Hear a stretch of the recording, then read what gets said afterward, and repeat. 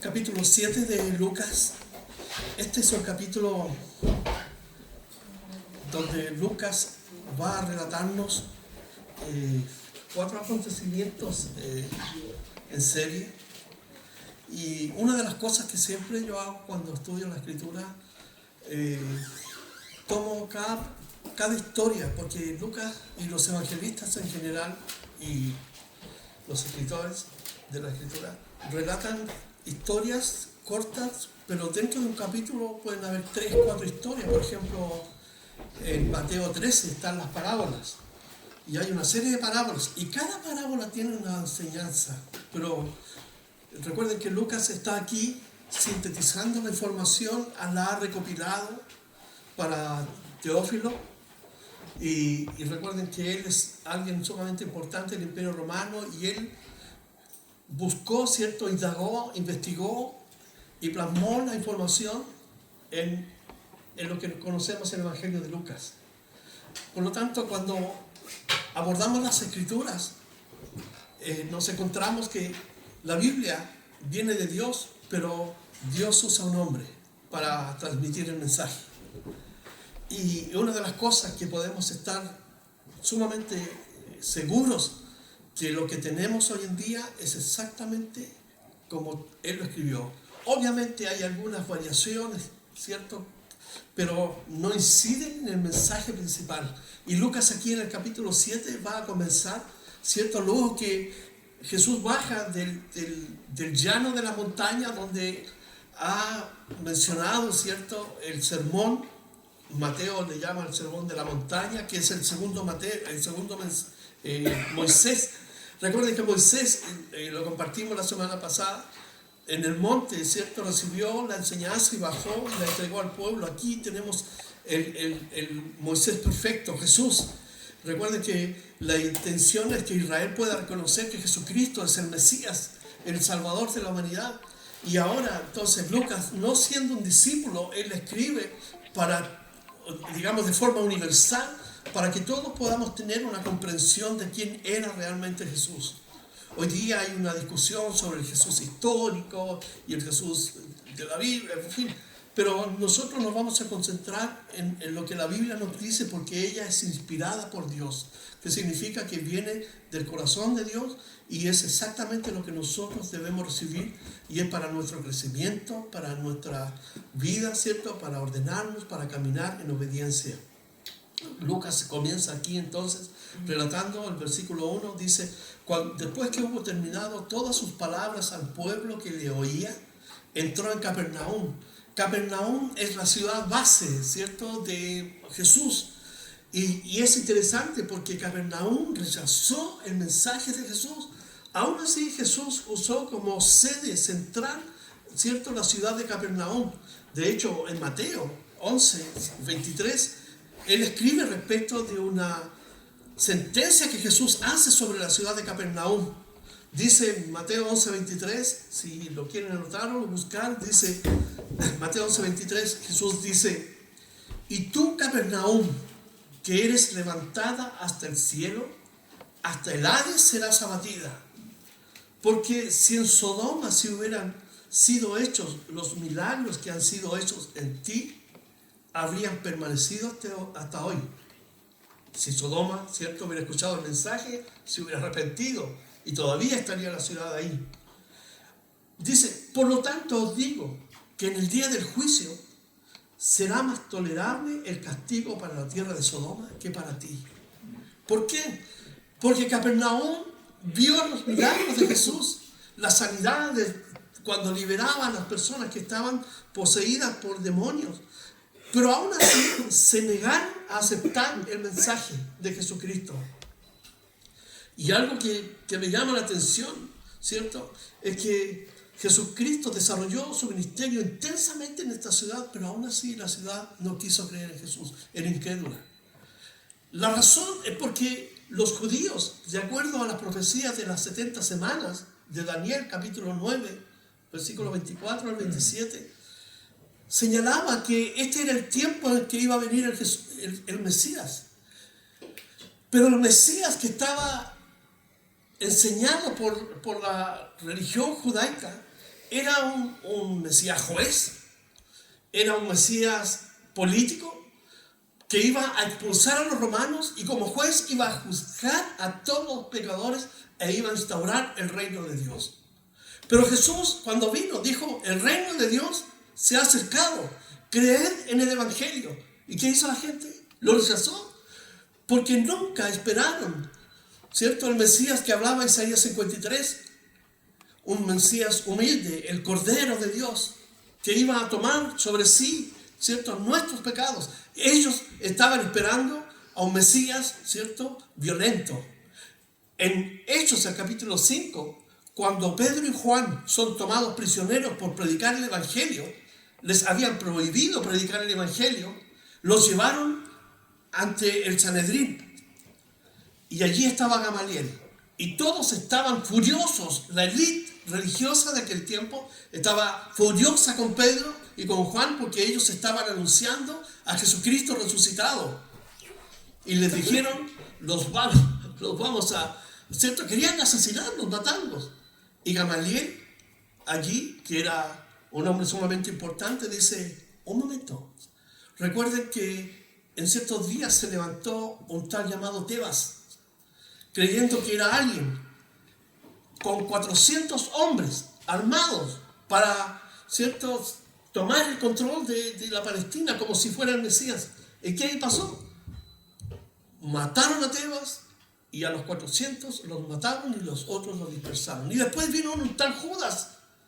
Y entonces lo que quiso decir allí, que Lucas, el que está escribiendo el mismo libro de los Hechos, es que siempre vinieron falsos Mesías que quisieron tomar el control.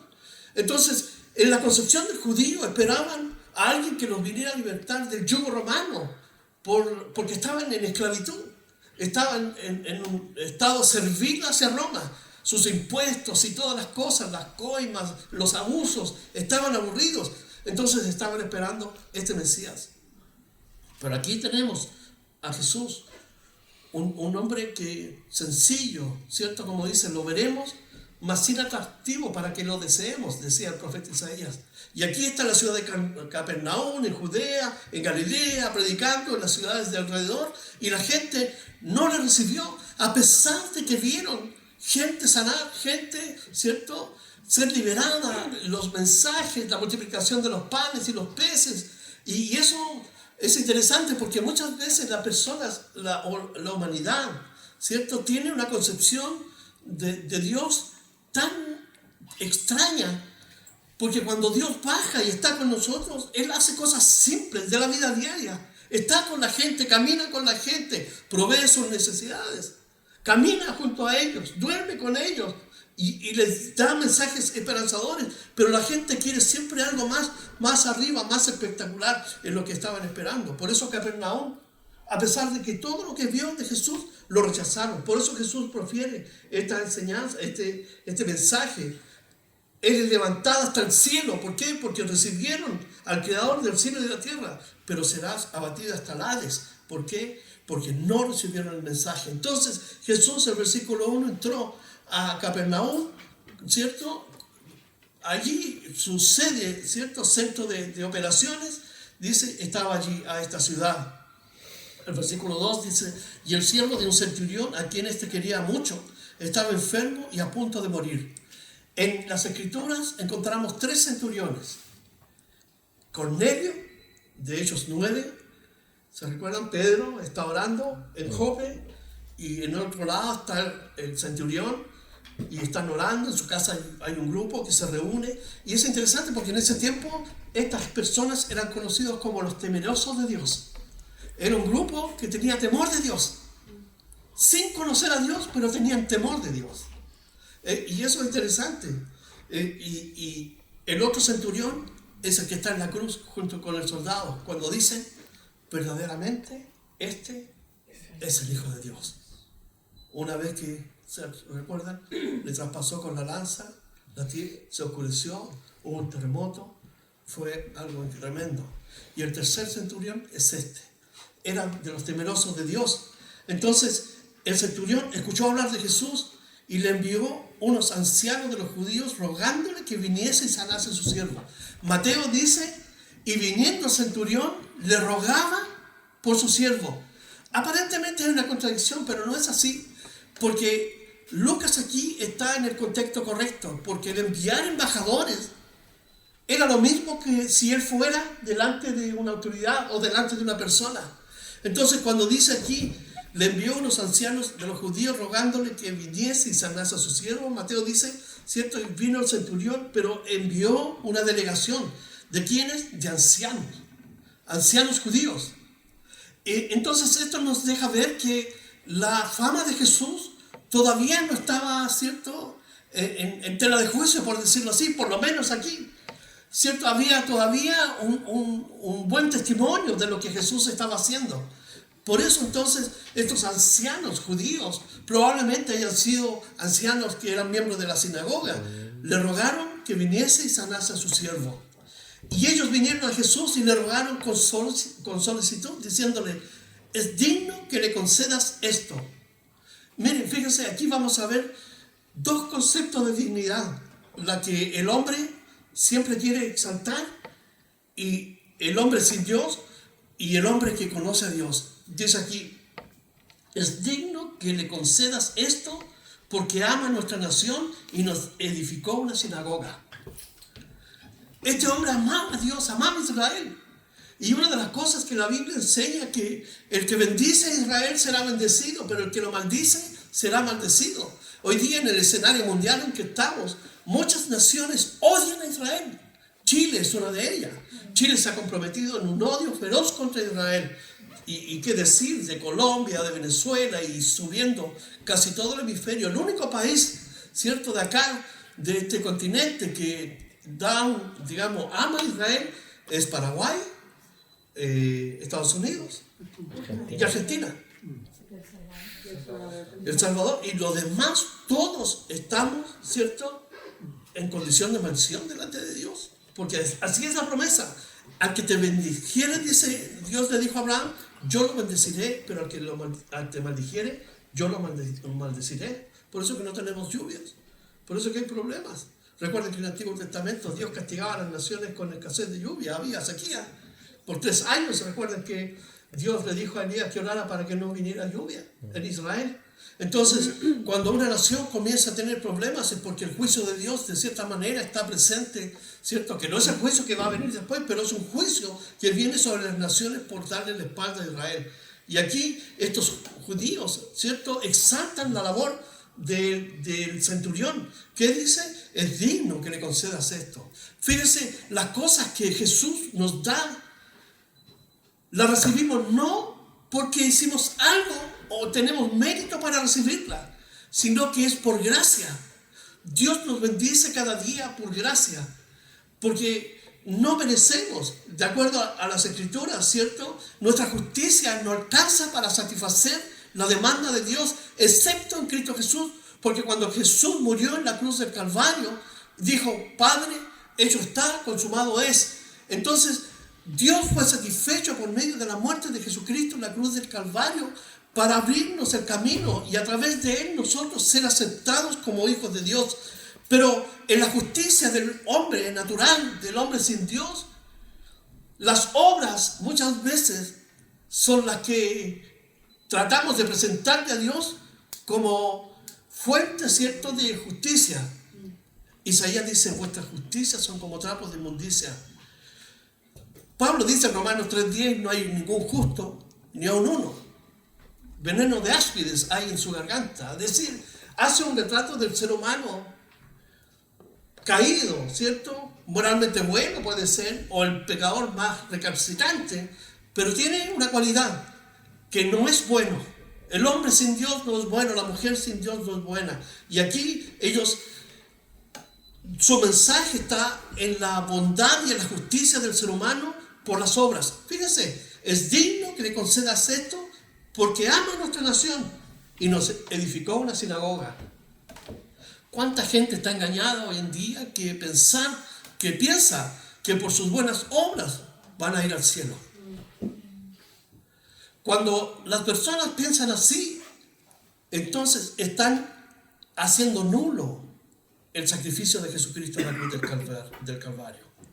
Pero una de las cualidades que este hombre tenía, que sí, hacía cosas por el pueblo de Israel, que era una demostración de amor.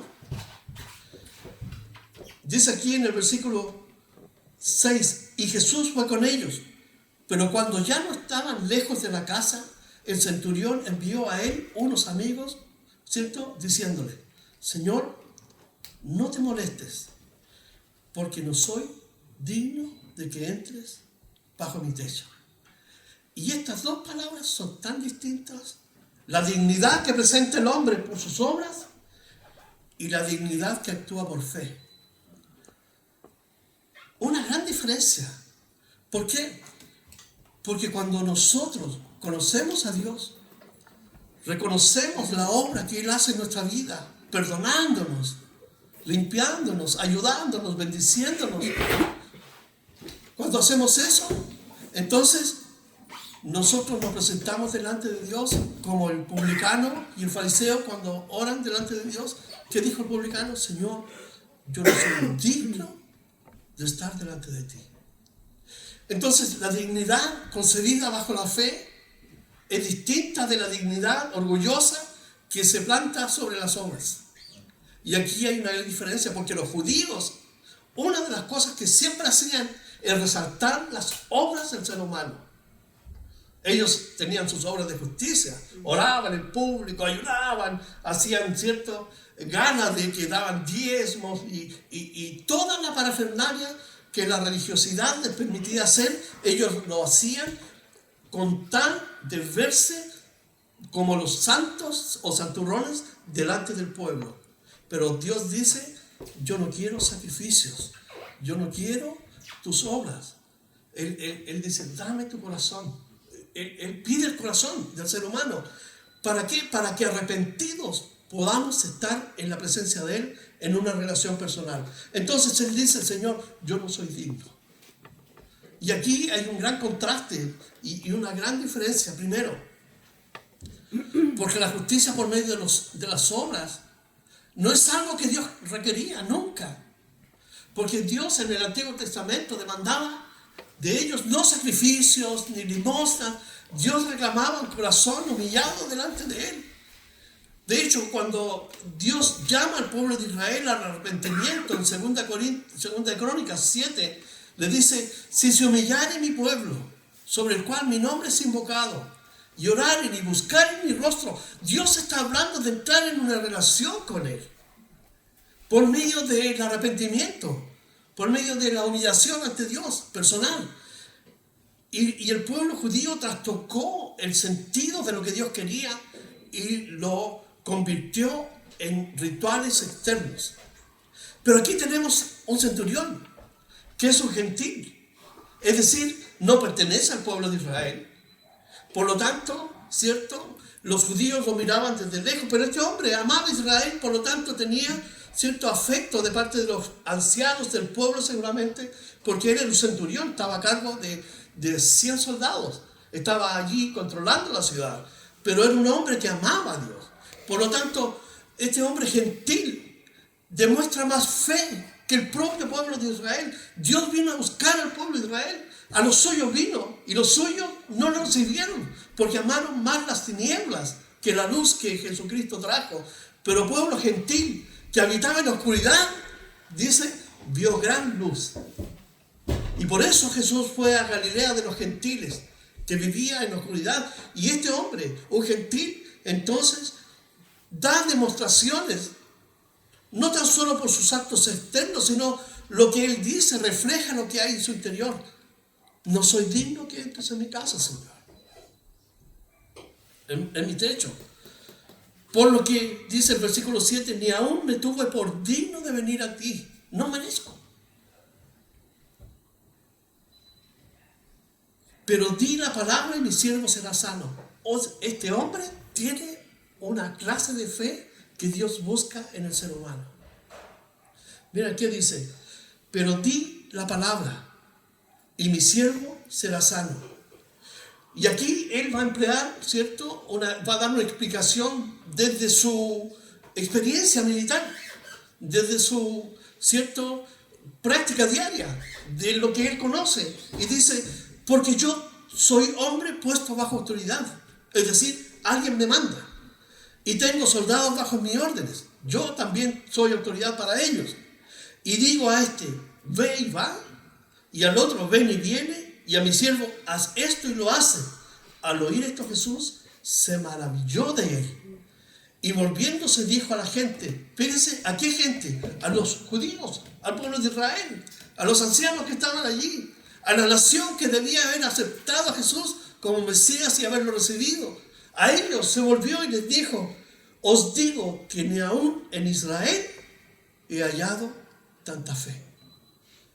¡Wow! ¡Qué increíble! ¡Qué increíble! Yo, de verdad, cuando estuve revisando, y bueno, hay muchos comentaristas que alaban al centurión, siendo un gentil, Dios encontró en un gentil lo que no encontró en el pueblo de Israel. Y eso me hace meditar muchas veces que cuando Dios mira a la iglesia, en su interior, en su ritualismo, ¿cierto? En su devoción, en su liturgia, en lo que sea, tal vez Dios no encuentra lo que quiere encontrar, sobre todo en el tiempo que estamos viviendo. Porque la iglesia entró en un declive a partir del final de los años 80. Y se fue, estoy hablando de esa iglesia visible, la que está, ¿cierto?, en las redes sociales, la que aparece en todas las páginas que tú puedes imaginarte, que está ahí. No estoy hablando de la iglesia invisible, porque hay una iglesia invisible. Este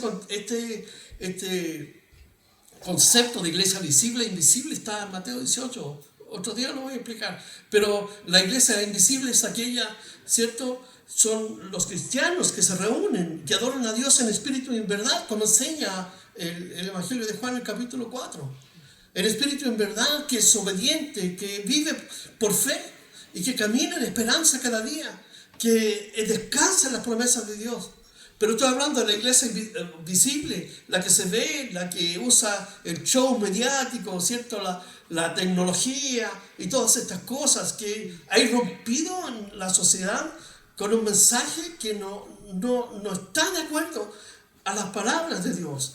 Ha irrumpido con conductas que no tienen nada que ver con lo que enseña la palabra de Dios respecto de la conducta de la iglesia, en cuanto se reúne, ¿cierto?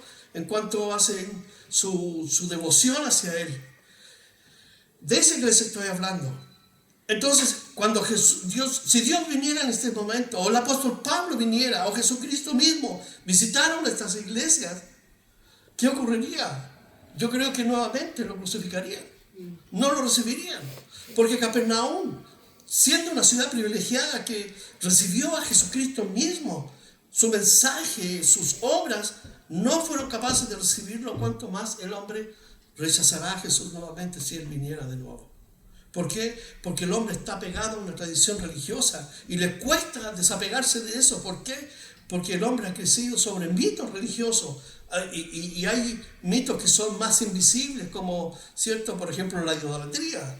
En el contexto del Antiguo Testamento estaba castigada la idolatría física, ¿cierto?, postrarse delante de Baal, Astarot, Isis, ¿cierto?, Dios Moloch, donde quemaban los niños.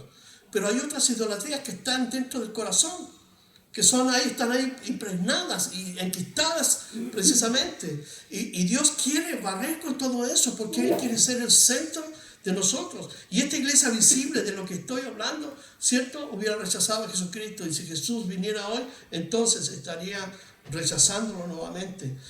Este hombre es un tipo del cristiano fiel, de un hombre que descansa en la palabra de Dios, porque Él dice, di la palabra, di tu palabra y mi siervo será sano. Es decir, no tan solo creía que Jesús con su autoridad podía, ¿cierto?, decir algo, sino que podía también cambiar algo. Y esas son dos cosas que nosotros tenemos que esperar de Dios.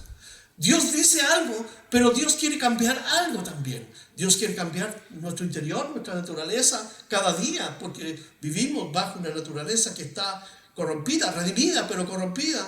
Pero también Dios siempre actúa en favor de nosotros para darnos algo en forma de bendición. Este hombre es un tipo de un cristiano fiel. ¿Por qué? Porque no se adapta a la cosmovisión regular de la iglesia tradicional, en este caso Israel. Amaba a Israel. Uno ama a la iglesia. Pero cuando vemos las escrituras, vemos que hay un patrón distinto para la iglesia. Hoy día la iglesia ha creado, ¿cierto?, patrones de conducta que no son de las escrituras.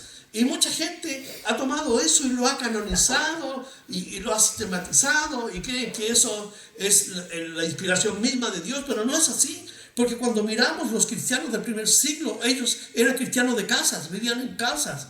Cuando estaban perseguidos, ellos vivían en casas, se juntaban en catacumbas, ¿cierto? Y cuando los tomaban, los enviaban al Coliseo Romano, etc. Entonces, la iglesia ha pasado por un cierto cambio en este último tiempo que de verdad deja mucho que desear. Tanta corrupción que hay dentro de la iglesia, tantos escándalos. Jesús dijo, hay de aquel por quien vienen los escándalos. Pero este tipo es un hombre fiel, de fe. Él cree que Dios tiene poderes para actuar, porque dice, yo sé que mi siervo será sano.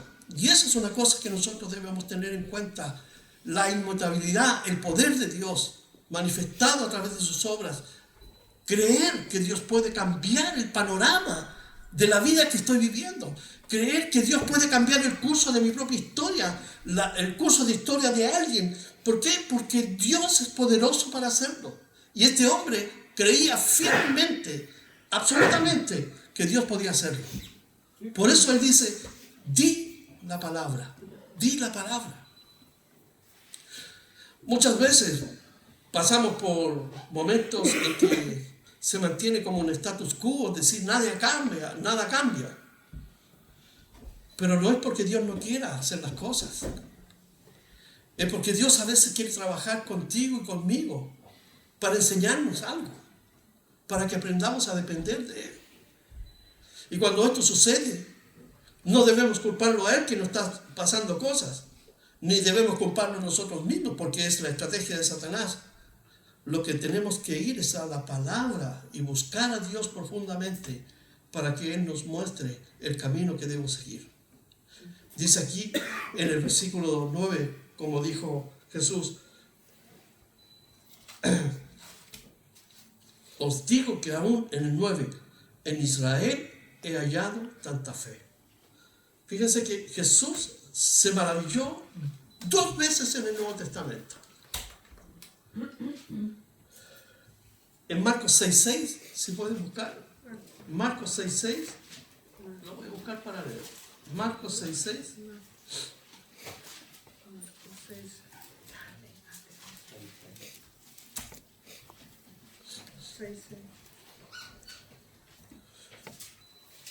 El versículo 5 y 6 dice, y no pudo hacer allí ningún milagro, está hablando de la ciudad de Nazaret, de donde él provenía, salvo que sanó a unos pocos enfermos poniendo sobre ellos las manos. Y el 6, y estaba asombrado de la incredulidad de ellos. Entonces en el Nuevo Testamento encontramos a Jesús asombrándose tanto de la incredulidad como de la fe. Y de la incredulidad del pueblo de Dios. Pero de la fe de alguien que no pertenecía al pueblo de Dios. Y este contraste, es cierto, es un paradigma, porque se supone que la profecía de Daniel apuntaban, se recuerdan que dice que el Mesías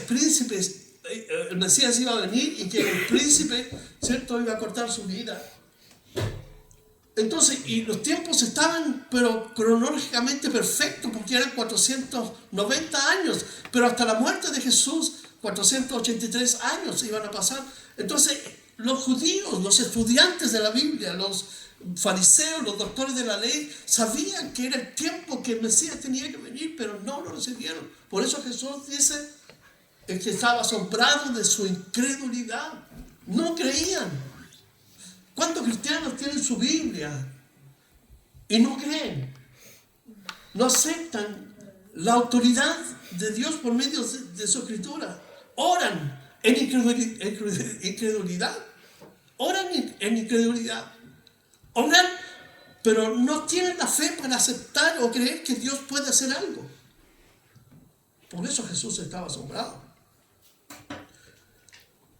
Volvamos a Lucas, el versículo 9.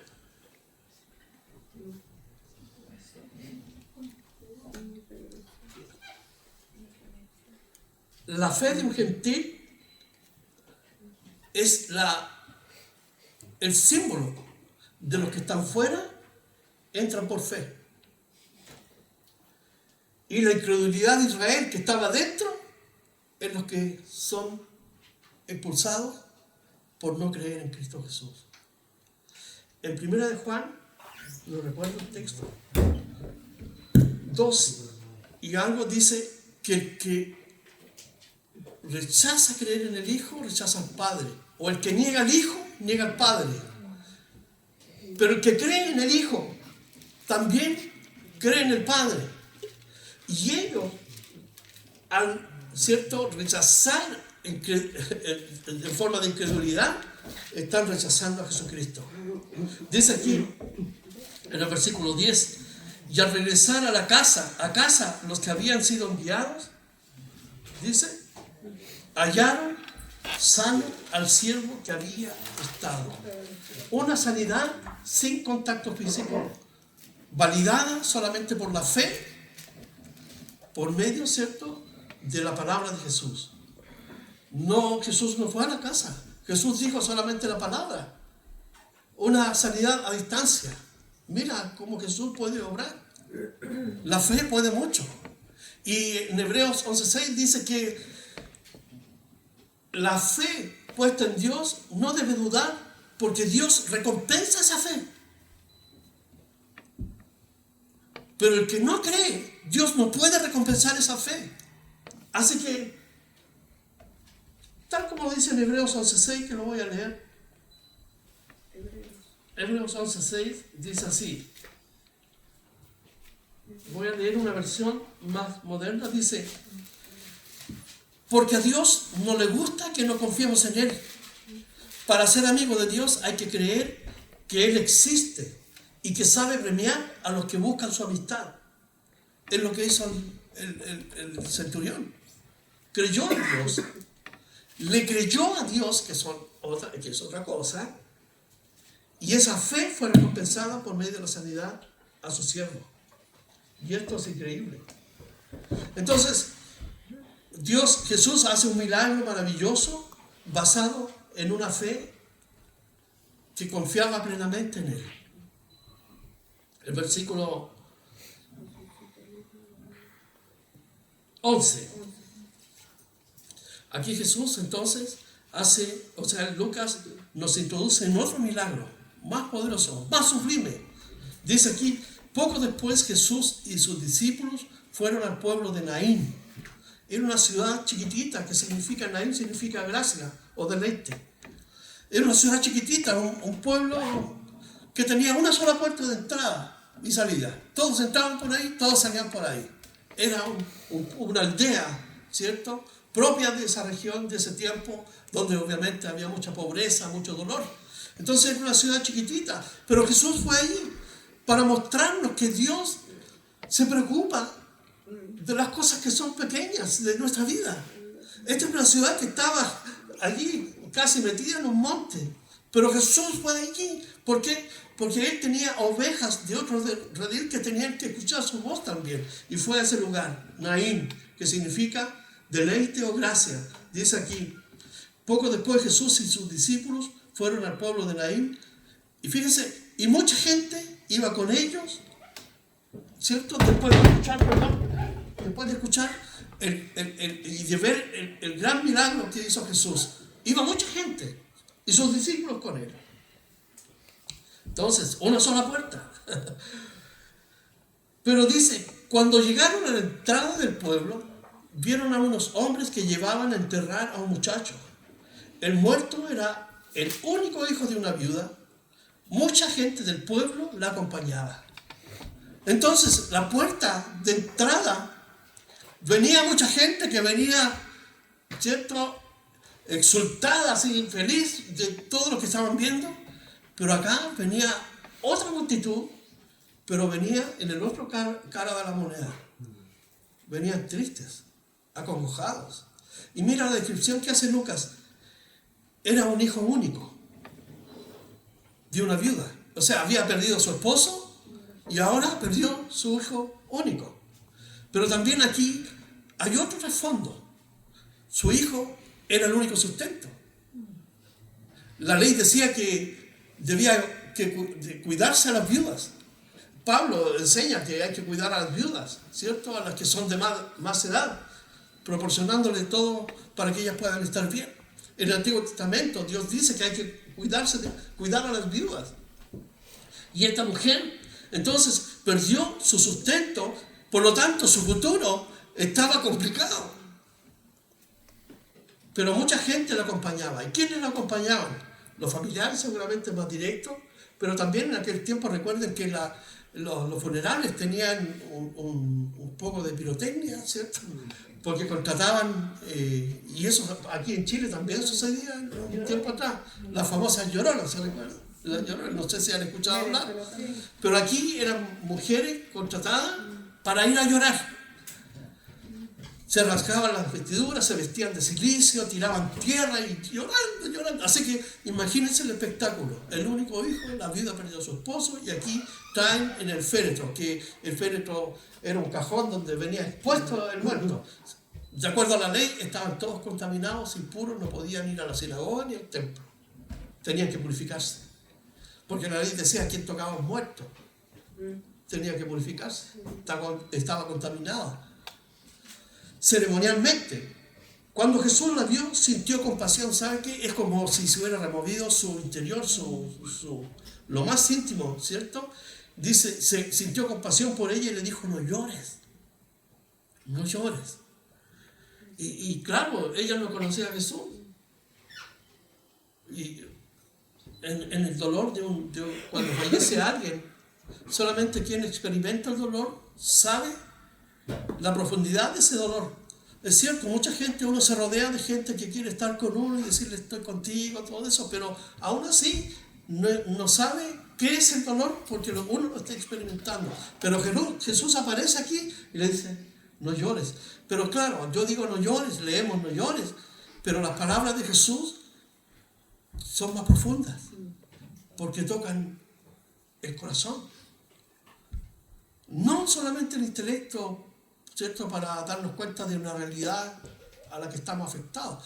Pero Jesús nos habla. Cuando Jesús habla, toca nuestro corazón.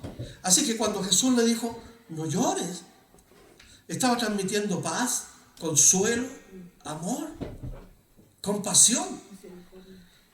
Entonces dice aquí, entonces se acercó y tocó la camilla. Y los hombres dejaron de caminar y Jesús dijo al muerto, joven, te ordeno que te levantes. ¡Wow! Jesús acaba de sanar al siervo centurión, pero ahora Jesús está volviendo a la vida al único hijo. Y fíjense, ¿qué está haciendo Jesús?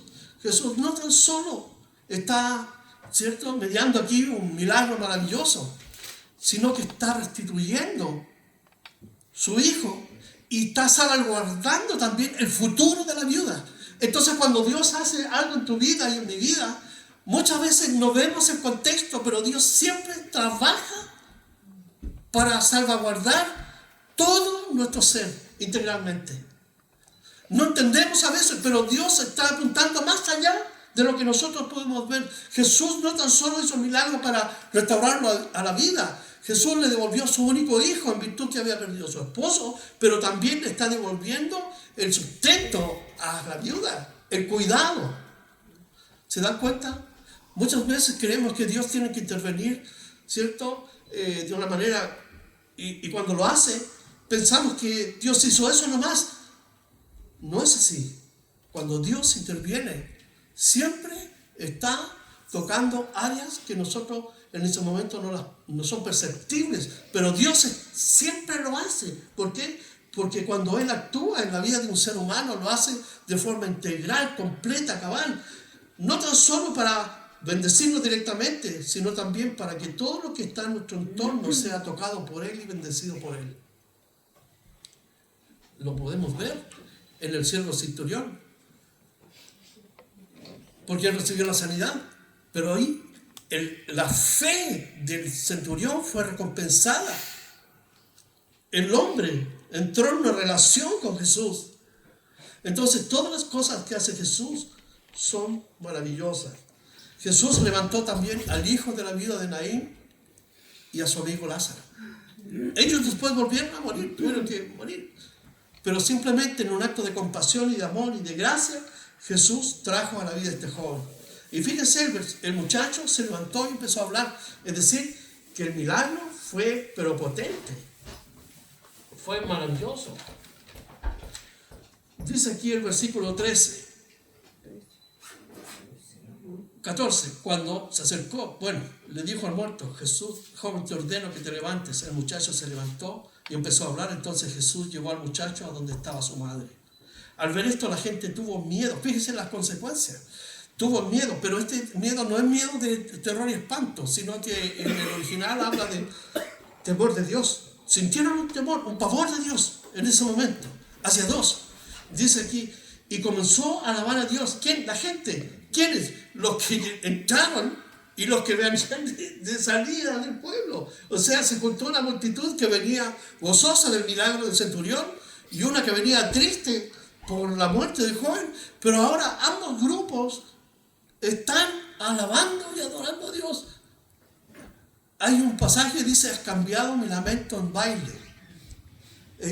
Lo enseña Isaías, habla Isaías, has cambiado mi lamento en baile. Y fíjense, esto pasó literalmente. Cambió su lamento, su lloro en baile. Desataste mi cilicio. Dice, por lo tanto yo cantaré a ti, oh Jehová, Dios mío. Entonces es interesante que se juntan ambos grupos. ¿Para qué? Para que exista en medio de ellos la presencia de Dios. Ellos comenzaron a alabar a Dios, todos decían, hay un profeta entre nosotros. Jesús era considerado el profeta de Galilea, pero entre las otras virtudes que tenía Jesús, Jesús es rey. Las escrituras dicen que Él es rey de reyes y señor de señores. El profeta, porque Él, Mateo 24, Lucas 21, en Apocalipsis, Él nos revela lo que va a suceder y lo que está sucediendo, pero también es sacerdote. ¿Por qué? Porque en el libro a los Hebreos dice que Él vive eternamente para interceder delante de Dios por ti y por mí. Entonces aquí tenemos las tres funciones de Jesús: rey, profeta, sacerdote. Y aquí todo el mundo comenzó a decir, tenemos profeta, tenemos profeta. Un Naví, un hombre que hablaba de parte de Dios a la multitud. Dice, hay un profeta y ahora Dios va a ayudarnos. Qué interesante. La presencia de un profeta siempre garantizaba el mensaje de Dios. A veces para bien, a veces para mal, cuando el pueblo estaba en desobediencia. En este caso, para bien, para bendecir. Así que imagínense, es como de vuelta para la casa. Pero ahora de vuelta a la casa, imagínate esa mujer. A la gente de la aldea, felices, porque iban en llanto, pero ahora en gozo. Es como cuando Dios cambia, también transforma nuestra vida. Estábamos viviendo en tinieblas, en la oscuridad, pero ahora Cristo ha iluminado nuestra vida. Ahora entonces nuestro gozo, nuestro regocijo debe ser, y es Cristo Jesús. Y tal vez no vaya a ser un milagro como resucitar, ¿no es cierto? O hacer algo así, pero Él está garantizando cada día su presencia en nuestra vida, cada día. Todos los días estoy con ustedes, todos los días. Y aquí está el punto.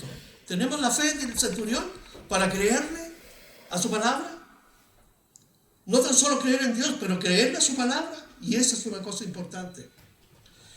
Y dice aquí, y muy pronto la gente de la región de Judea y de sus alrededores supo lo que Jesús había hecho. O sea, la gente explotó. Salieron por todas partes, anunciaron, oye, aquí está Jesús, Él resucita a los muertos. Nosotros, aquí está Jesús, sana a los enfermos. Lo del centurión, aquí está Jesús, Su palabra tiene poder. ¿Se dan cuenta? Pero como vamos a ver, están los fariseos y la otra parte, que a pesar de lo que vieron, fueron incrédulos. Dice aquí, sí, dice aquí, y muy pronto la gente de la región de Judea y de sus alrededores supo lo que Jesús había hecho. ¿No se quiere? Los discípulos de Juan Bautista, aquí fíjense, hace un cambio, ¿cierto? Introduce una sección importante que tiene que ver con los discípulos de Juan Bautista. ¿Qué enseñaban los discípulos? ¿Qué enseñaba Juan Bautista? Predicaban arrepentimiento y frutos dignos de justicia por medio del bautismo en agua. Ese era el mensaje de Juan Bautista. Arrepentidos, frutos dignos de justicia. Que decía, ya el hacha está puesta en el árbol. Y todo árbol que no damos frutos, dice, es cortado, echado fuera y quemado. Ese es el mensaje. Viene tras mí uno del cual no soy digno, ni siquiera encorvado, de desatar sus sandalias. Él los bautizará en Espíritu Santo y fuego. Entonces, el mensaje de Juan Bautista era un llamado al arrepentimiento, a un cambio de vida, por medio de cosas visibles, de un cambio real, radical, pero también señalaba que venía un juicio. Aparte de decir que venía el Mesías, pero también venía juicio. Y en este contexto los discípulos de Juan Bautista fueron a contarle todo lo que Jesús hacía. ¿Por qué? Porque de acuerdo a Mateo, él estaba preso. Ya lo habían metido preso. ¿Por qué? Porque él estaba denunciando el adulterio de uno de los Herodes. Entonces dice aquí,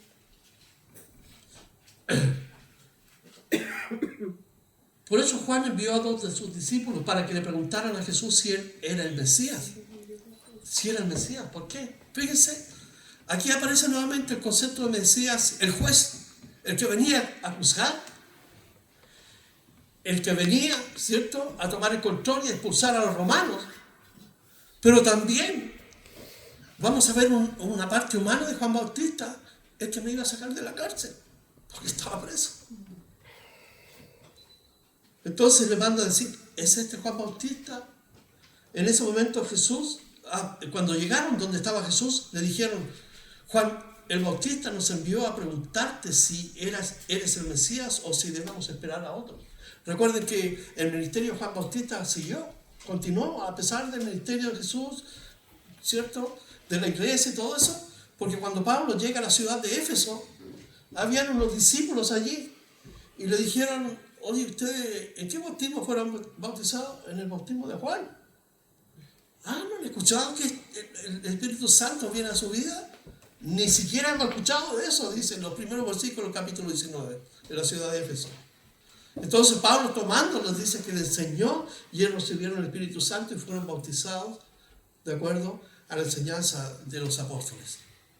Así que los discípulos continuaron, porque muchos de ellos no aceptaron tampoco el ministerio de Jesús. Dice aquí, cuando llegaron donde estaba Jesús, le dijeron, Juan Bautista nos envió a preguntarte si era el Mesías o si debemos esperar a otro. En ese momento Jesús sanó a muchos que estaban enfermos. Dice, sufrían mucho. También sanó, dice, a los que tenían espíritus malos. Aquí estaban poseídos por espíritus inmundos. Y a muchos ciegos les devolvió la vista. Fíjense que la respuesta de Jesús no fue explícita. Sí, miren, yo soy el Mesías. No. Él hizo cosas. ¿Qué hizo? Sanó enfermos, a los que sufrían, a los que tenían espíritus malos, a los ciegos les devolvió la vista. Y Dios tiene el poder, y Jesucristo tiene el poder. Luego le respondió a los 2 hombres, váyanse y díganle a Juan todo lo que ustedes han visto y oído. Ahora los ciegos pueden ver y los cojos caminan bien. Podemos tomarlo en un sentido espiritual también, los ciegos que están, ¿cierto?, espiritualmente ciegos y que ven físicamente, pero ciegos para no ver la realidad que tienen allí al Mesías. Y los cojos, es decir, los que caminan en esta vida, ¿cierto?, cojeando en vez de caminar por el camino angosto que nos lleva a la vida eterna. Los leprosos también quedan sanos y los sordos ya pueden oír.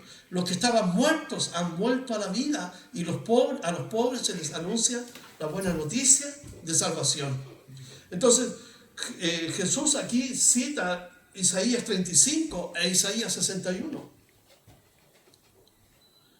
donde el profeta anuncia lo que el Mesías iba a hacer.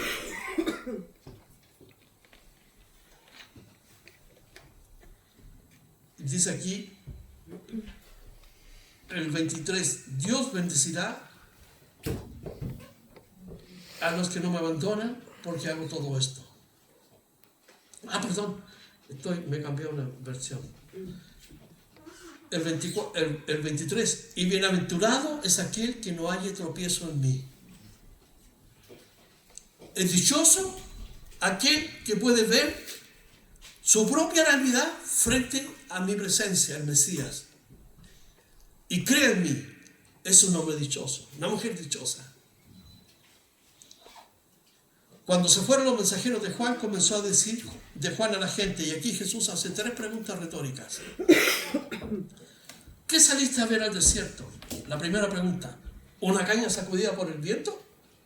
Es decir, una persona inestable que iba para allá, venía para acá en sus concepciones, en sus convicciones. No, porque Juan era un hombre de una sola palabra, de una sola línea. ¿Más qué saliste? A ver, aquí está la segunda pregunta. ¿A un hombre cubierto de vestiduras delicadas? He aquí los que tienen vestidura preciosa y viven en deleites en los palacios de los reyes están. Allá están. ¿Pero qué vestidura usaba Juan? Usaba piel de camello. Era un hombre asceta, riguroso, con la vida de meditación. Vivía en el desierto. Comía miel silvestre.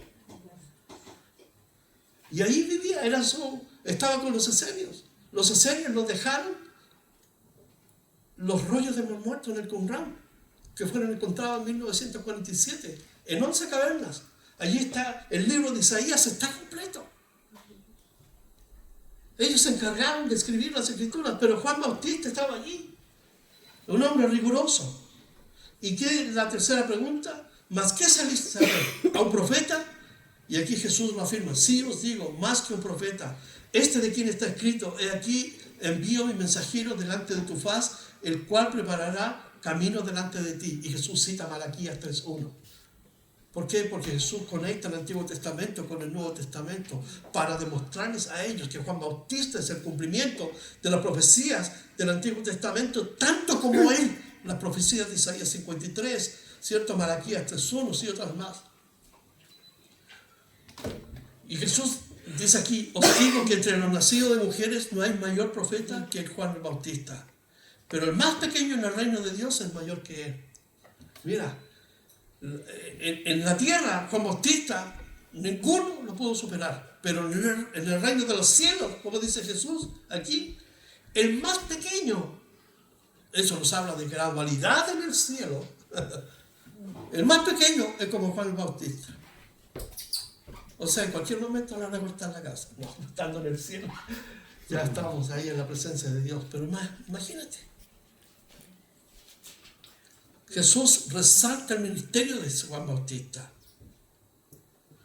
Dice aquí, el 29, y todo el pueblo y los publicanos, el pueblo, ¿cierto? El común, el que tenía hambre y sed de justicia, el que escuchó ese mensaje en el sermón allí en el monte, el que era puro de corazón, y los publicanos, que eran los cobradores de impuestos, que son los pecadores, ¿cierto? Al ojo de los israelitas, cuando lo oyeron, justificaron a Dios bautizándose con el bautismo de Juan. Es decir, todo lo que decía Juan Bautista en las palabras de Jesús, encontraron una luz y dijeron, es verdad, entonces Dios tiene razón, tenemos que arrepentirnos. ¿Y qué hicieron? Se arrepintieron. Y con ese acto estaban diciendo, Dios tiene razón. Dios pedía que nos arrepintiéramos, entonces Dios tiene toda la razón y nos estamos arrepintiendo. Fíjense, el otro lado de la moneda, más los fariseos y los intérpretes de la ley es decir, los que conocían la Biblia a rajatabla. ¿Qué dice? Desecharon los designios de Dios respecto de sí mismos, no siendo por Juan Bautista. Es decir, rechazaron a Juan Bautista, pero también a Jesucristo. Y dijo el Señor: ¿a qué compararé los hombres de esta generación y a qué son semejantes? Por el rechazo que estaban teniendo. Se supone que eran los doctores de la ley, se supone que más conoces la Biblia, más amas a Dios, más conoces su voluntad, más conoces su propósito. Pero parece que aquí es al revés, porque aquí estaba presente el orgullo, la vanidad, la religiosidad, que no tiene nada que ver con una vida de relación contrastada con el centurión, que era un hombre de fe simple, sencilla, pero profunda. Entonces aquí, fíjense, Jesús va a lanzar una pequeña parábola. Con esto terminamos. Entonces dice aquí en el versículo 32, 31. ¿A qué pues compararé a los hombres de esta generación y a quiénes son semejantes? Son semejantes a los muchachos sentados en la plaza o niñitos que dan voces unos a otros y dicen: os tocamos flauta y no bailasteis, os endechamos y no llorasteis. Es decir, los niños estaban en la plaza, no quisieron jugar ni a las bodas, ni a un casamiento, ni quisieron jugar tampoco al funeral, ni a uno ni a lo otro. Eran hombres, ¿cierto?, recalcitrantemente odiosos, no querían ni lo uno ni lo otro. Y cuando habla de las fiestas, estamos hablando del gozo de recibir a Cristo. Y cuando hablamos del funeral, ese rechazo que Dios tiene hacia ellos por haber rechazado a su hijo. Porque vino Juan el Bautista, que ni comía pan ni bebía vino, y decir: demonio tiene. Es decir, no querían ni pan ni pedazos, perdían todo. No querían ni a Juan ni a Jesús. ¿Por qué? Porque a Juan Bautista, ¿qué decían de él? Este tiene demonio. Porque Juan Bautista, de la ribera del río Jordán, ¿qué les decía? Generación de víboras. Y eso era grito pelado. Allí estaban los señores fariseos, los doctores de la ley, y Juan Bautista les decía: generación de víboras, ¿quién les enseñó a huir de la ira venidera?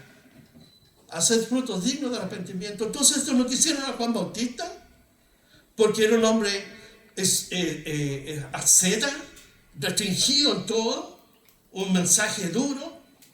Pero por el otro lado, vino el Hijo del Hombre que come y bebe, y decís: este es un hombre comilón y bebedor de vino, amigo de publicanos y de pecadores.